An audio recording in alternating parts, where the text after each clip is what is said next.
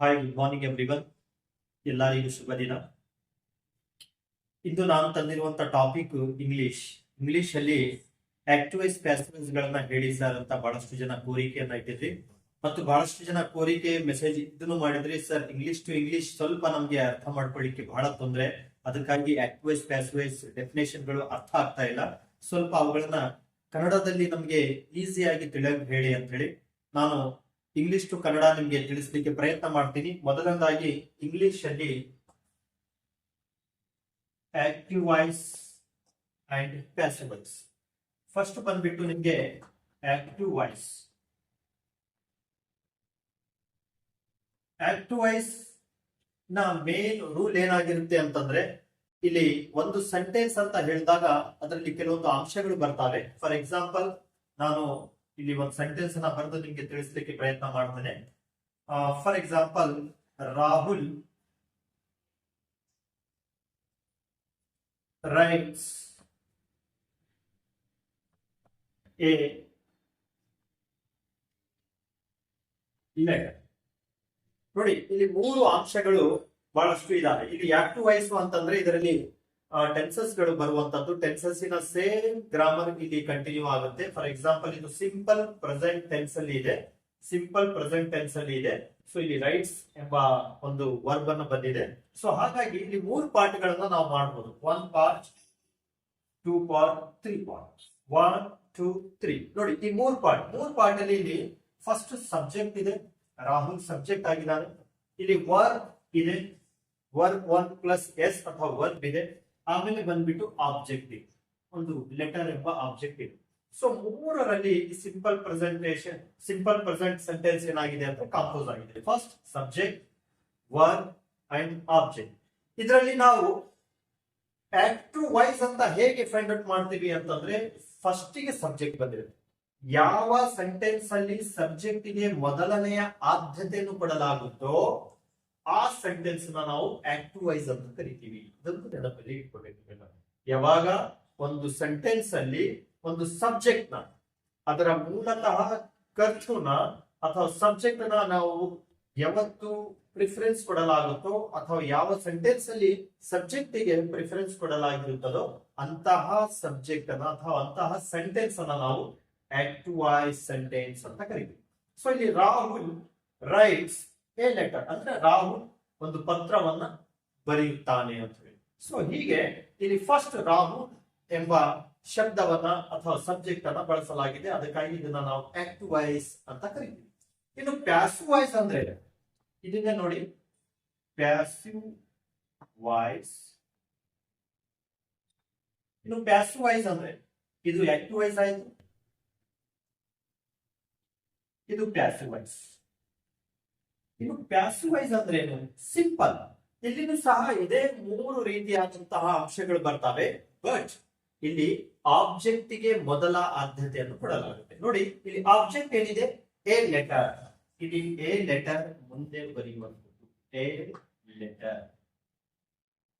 ನೋಡಿ, ಮೊದಲ ಆದ್ಯತೆ ಯಾರಿಗೆ ಸಿಕ್ತು? ಆಬ್ಜೆಕ್ಟ್ ಗೆ ಸಿಕ್ತು, ಸಬ್ಜೆಕ್ಟ್ ಗೆ ಅಲ್ಲ. ಒಂದು ವೇಳೆ ಸಬ್ಜೆಕ್ಟ್ ಗೆ ಮೊದಲ ಆದ್ಯತೆ ಸಿಕ್ಕರೆ ಅದು ಆಕ್ಟಿವ್ ವಾಯ್ಸ್ ಆಗ್ತಾ ಇತ್ತು. ಇಲ್ಲಿ ಫಸ್ಟ್ ಆದ್ಯತೆ ಆಬ್ಜೆಕ್ಟ್ ಗೆ ಸಿಕ್ಕಿದೆ. ಓಕೆ, ಈ ಆಬ್ಜೆಕ್ಟ್ ಗೆ ಸಿಕ್ಕಿರುವಂತಹ ಆದ್ಯತೆಯನ್ನ ನಾವು ಪ್ಯಾಸಿವ್ ವಾಯ್ಸ್ ಅಂತ ಕರಿತೀವಿ. ಪ್ಯಾಸಿವ್ ವಾಯ್ಸ್ ಸೆಂಟೆನ್ಸ್ ಅಲ್ಲಿ ಮೊದಲ ಆದ್ಯತೆಯನ್ನ ನಾವು ಆಬ್ಜೆಕ್ಟ್ ಗೆ ಕೊಡ್ತೇವೆ. ಇಲ್ಲಿ ಎ ಲೆಟರ್, ಎ ಲೆಟರ್. ಎಷ್ಟು ಲೆಟರ್? ಒಂದು ಲೆಟರ್. A letter. ನೋಡಿ, ಎ ಲೆಟರ್ ಆದ್ಮೇಲೆ ಏನ್ ನೋಡಬೇಕು ನಾವು ಅಂತಂದ್ರೆ, ಇಲ್ಲಿ ಯಾವ ಟೆನ್ಸ್ ಅಲ್ಲಿ ಸೆಂಟೆನ್ಸ್ ಇತ್ತು? ರೈಟ್ಸ್ ಅಂದ್ರೆ ಪ್ರೆಸೆಂಟ್ ಟೆನ್ಸ್ ಅಲ್ಲಿ. ಅಂದ್ರೆ ನಾವು ಇಲ್ಲಿ ಪ್ರೆಸೆಂಟ್ ಟೆನ್ಸಿನ ಬಿ ಫಾರ್ಮ್ ಗಳನ್ನ ತಗೋಬೇಕು. ಬಿ ಫಾರ್ಮ್ ಅಂತಂದ್ರೆ ನೆನಪಿರ್ಲಿ, ಆಮ್, ಈಸ್, ಆರ್ ಪ್ರೆಸೆಂಟ್ ಅಲ್ಲಿ, ವಾಸ್, ವರ್ ಪಾಸ್ಟ್ ಅಲ್ಲಿ. ಇಲ್ಲಿ ಪ್ರೆಸೆಂಟ್ ಆಗಿದ್ರಿಂದ ಸಿಂಗ್ಯುಲರ್ ಇರೋದ್ರಿಂದ ನಾವು ಈಸ್ ಅನ್ನ ಬಳಸ್ತೀವಿ. ನೋಡಿ, A letter is, A letter is. ಇದನ್ನ V3 ಮಾಡ್ಬೇಕು ಯಾವಾಗಲೂ. ಪ್ಯಾಸಿವ್ ವಾಯ್ಸ್ ಅಲ್ಲಿ ವರ್ಬ್ ಯಾವಾಗಲೂ V3 ಅಲ್ಲಿ ಇರುತ್ತೆ. ಯಾಕೆ ಅಂತಂದ್ರೆ ಅಲ್ಲಿ ಹೆಲ್ಪಿಂಗ್ ವರ್ಬ್ ಫಾರ್ಮ್ ಗಳು ಬಂದಿರ್ತವೆ. ಆ ಹೆಲ್ಪಿಂಗ್ ವರ್ಬ್ ಫಾರ್ಮ್ ಗಳ ಜೊತೆಗೆ ನಾವು ಅಲ್ಲಿ ಇರುವಂತಹ ವರ್ಬ್ ಅನ್ನ, ಕ್ರಿಯಾಪದವನ್ನ V3 ಫಾರ್ಮ್ ಅನ್ನಾಗಿ ಬರೀತೀವಿ. ರೈಟ್ಸ್ ನ V3 ಫಾರ್ಮ್ ರಿಟರ್ನ್, ರಿಟರ್ನ್. ಈಗೇನಾಯ್ತು? A letter is return. ಇಷ್ಟು ಬಹಳ ಇಂಪಾರ್ಟೆಂಟ್. ಇಷ್ಟು ಬರೀಲಿಕ್ಕೆ ಬಂತು ಅಂತಂದ್ರೆ ನೀವು ಅರ್ಧ ಸೆಂಟೆನ್ಸ್ ಅಥವಾ 70% ಸೆಂಟೆನ್ಸ್ ಬರದ ಹಾಗೆ. ಎ ಲೆಟರ್ ಈಸ್ ರಿಟರ್ನ್, ಒಂದು ಕಂಜೆಕ್ಷನ್ ಅನ್ನ ಬಳಸ್ತೀವಿ, ಅದು ಬಾಯ್. ಯಾವಾಗ ಪ್ಯಾಸಿವ್ ವಾಯ್ಸ್ ಇದೆ ಅಂತಂದ್ರೆ ಅಲ್ಲಿ ಬಾಯ್ ಇರುತ್ತೆ ಎಂಬ ಒಂದು 90% ಏನಿದೆ, 90% ನೀವು ಅಲ್ಲಿ ಬಾಯ್ ಬರುತ್ತೆ ಅಂತ ಅನ್ಕೋಬಹುದು. A letter is return bye.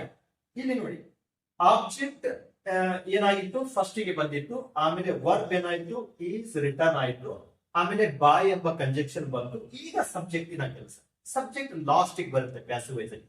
Subject ಏನಿದೆ, ರಾಹುಲ್ ಇದೆ, ಇದರ ಥರ್ಡ್ ಫಾರ್ಮ್ ಅನ್ನ ಬರೀಬೇಕು. ರಾಹುಲ್ ಥರ್ಡ್ ಫಾರ್ಮ್ ಈ ಆಗುತ್ತೆ, ಅದರಲ್ಲಿ ಸಬ್ ಪ್ರನೌನ್ ಏನಾಗುತ್ತೆ, ಹಿಮ್. ಇದೊಂದು ನೆನಪಿಟ್ಕೋಬೇಕು. ಎಲ್ಲಿ ಹಿ ಬಂದಿರುತ್ತೆ ಅಲ್ಲಿ ಹಿಮ್ ಆಗುತ್ತೆ ಆಬ್ಜೆಕ್ಟ್ ಅಲ್ಲಿ, ಎಲ್ಲಿ ಶಿ ಬಂದಿರುತ್ತೆ ಅಲ್ಲಿ ಹರ್ ಆಗಿರುತ್ತೆ. ಇದನ್ನ 1 ಪಾಯಿಂಟ್ಸ್ ಮಾಡಿ ನಾನು ನೆಕ್ಸ್ಟ್ ತರಗತಿಯಲ್ಲಿ ನಿಮಗೆ ಹೇಳ್ತೇನೆ. ಈಗ ನೋಡಿ sentence, A letter is return by him. ಈಗ ಸಬ್ಜೆಕ್ಟ್ ಲಾಸ್ಟ್ ಗೆ ಬಂದಿದೆ ಅಂದ್ರೆ ಇದು ಪ್ಯಾಸಿವ್ ವಾಯ್ಸ್ ಅಂತ. ಇಲ್ಲಿ ಮೊದಲನೇ ಆದ್ಯತೆ ಆಬ್ಜೆಕ್ಟ್ ಗೆ ಬಂದಿದೆ. ಆಕ್ಟಿವ್ ಅಂದ್ರೆ ಮೊದಲನೇ ಆದ್ಯತೆ ಸಬ್ಜೆಕ್ಟ್ ಗೆ ಇರುತ್ತೆ. ಅದೇ ರೀತಿಯಾಗಿ ಪ್ಯಾಸಿವ್ ಅಂತಂದ್ರೆ ಮೊದಲನೆಯ ಆದ್ಯತೆ ಅಲ್ಲಿರುವಂತಹ ಆಬ್ಜೆಕ್ಟ್ ಗೆ ಇರುತ್ತೆ. A letter is return by him.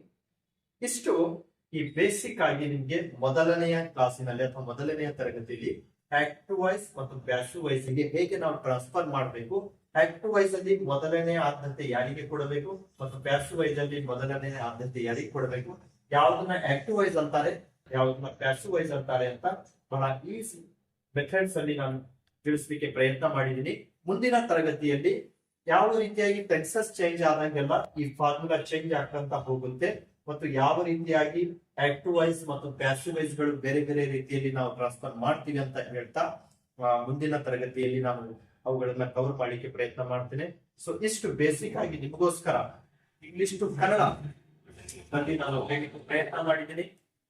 I hope you learn and keep learning ಅಂತ ಹೇಳ್ತಾ wish you good luck, all the best. Thank you so much.